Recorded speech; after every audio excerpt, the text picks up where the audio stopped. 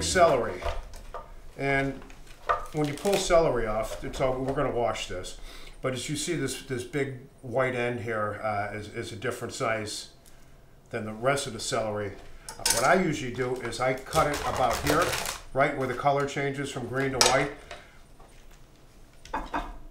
And wash our celery here. Always wash in cold water. Now, we're going to do a couple of different cuts on the celery. Lay it on the flat end, not on the curl end, because you don't want it to roll on you.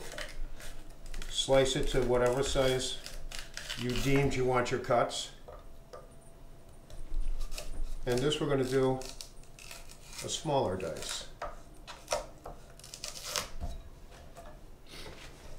I'm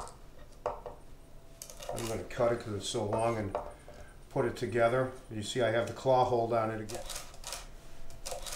And you pick the size you want to cut. If you want to make it smaller, you don't go as deep in it. You'll have these little small, little smaller dice, not as thick as these. And you can control. You control what size you want it. I prefer this size dice. I always try and cut my vegetables where, if you're using them in a soup or a stew or something like that, and you use a spoon and you put the spoon in, you want to have all the vegetables that are in your stew. You'd like to have it all on a spoon, and you never want one vegetable to be bigger than a spoon or large in your mouth, because it's all you're going to taste and you're not going to get any other flavors. And now we're going to do we're going to flake a piece of celery for an Asian style. Some people think you can flake it like this. That's good for some people. I prefer to cut mine more in a bias like this.